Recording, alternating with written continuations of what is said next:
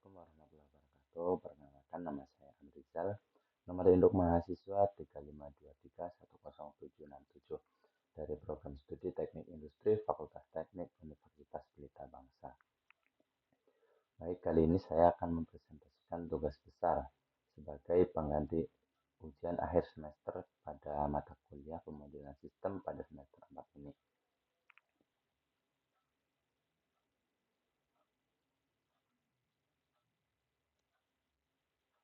Ya, baik, di sini saya akan mereview sebuah jurnal dengan judul Analisis Banjir di Kota Bandung dengan Pemodelan Sistem Rich Picture Diagram yang ditulis oleh Rifki Taufik A, Pertiwi Citra Dewi, Kaniar Widina, Asep Anwar pada institusi Universitas Widyatama yang diterbitkan pada tahun 2021 dalam Jurnal Inovasi Masyarakat halaman 202 sampai 210.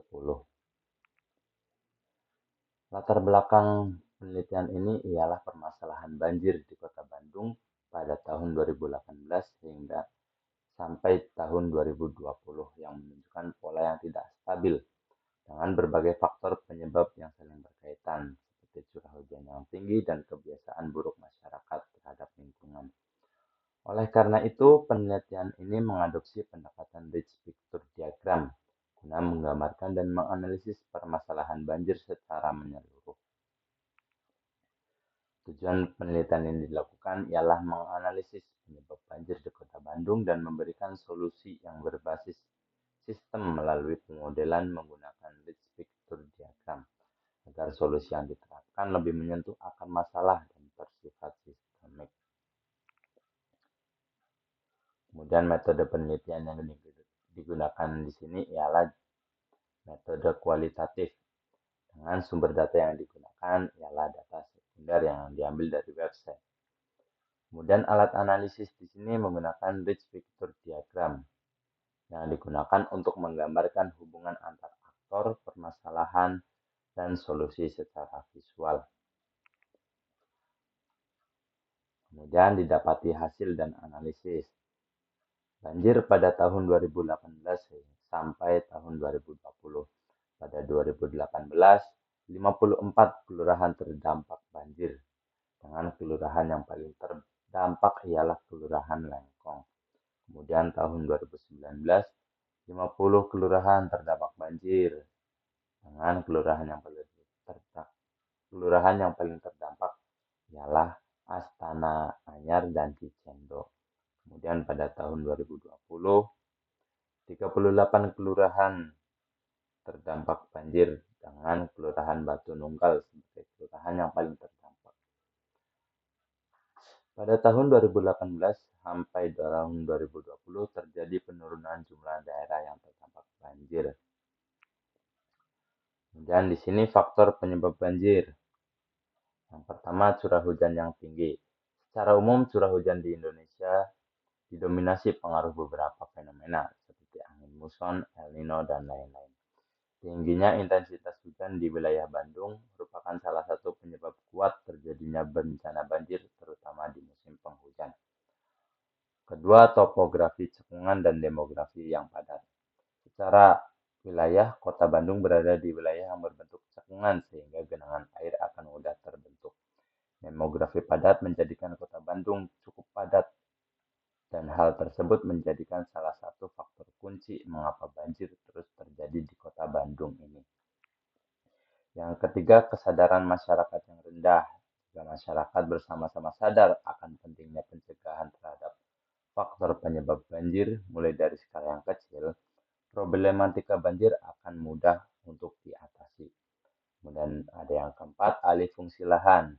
Pemanfaatan lahan di kota selalu dinilai pada tumpu ekonomis, sehingga pemanfaatannya dioptimasikan baik untuk rumah tinggal maupun usaha. Akibat alih fungsi lahan ini, air hujan berpotensi menggenang daripada terserap pada permukaan tanah. Kemudian yang kelima, sampah menumpuk di sungai. Tumpukan sampah di sungai ini mengakibatkan permukaan air sungai lebih tinggi sehingga kapasitas sungai turun dan air akan meluber keluar dari sungai dan menyebabkan banjir. Kemudian ada yang keenam, pemukiman dekat aliran aliran sungai. Mengingat besarnya populasi dan laju pertumbuhan penduduk yang meningkat di Kota Bandung ini, maka kebutuhan lahan untuk tempat tinggal dan usaha meningkat.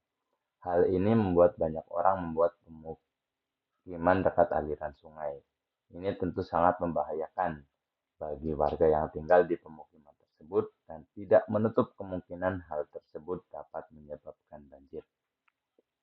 Yang ketujuh, ada drainase yang tidak optimal.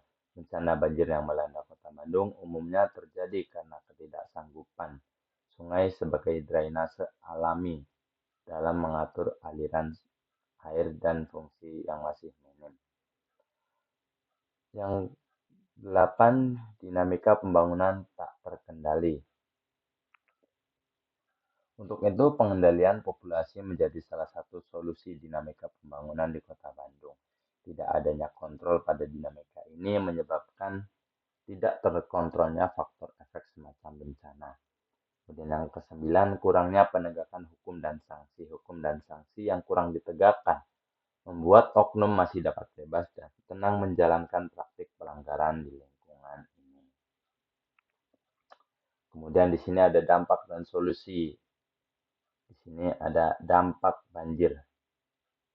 Yang pertama adalah kerugian material. Kerugian material merupakan salah satu faktor yang dirasakan langsung oleh masyarakat. Yang kedua ada akses transportasi yang terhambat. Akses transportasi yang terhambat disebabkan karena beberapa ruas jalan arteri maupun jalan provinsi di Kota Bandung yang terdampak banjir.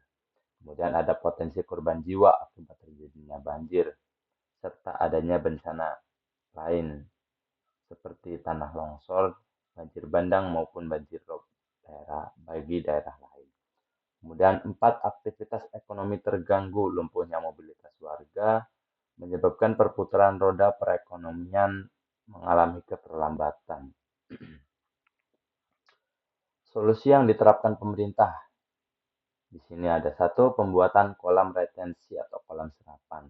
Contohnya kolam retensi Sarimas, kolam retensi Ranca Bolang, dan kolam retensi Taman Lansia, dan lain-lain. Kedua, pembersihan saluran dan sungai secara rutin. Normalisasi sungai dilakukan secara rutin agar dapat mengembalikan fungsi sungai secara maksimal. Kemudian yang ketiga, pembuatan sumur imbuhan akan untuk resapan-resapan imbuhan lainnya. Yang keempat, ada pemasangan sedimen trap di hulu sungai.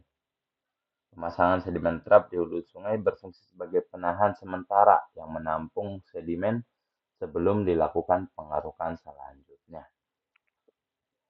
Kesimpulan di sini ialah satu, banjir di Kota Bandung disebabkan oleh kombinasi faktor alam, sosial, dan teknis.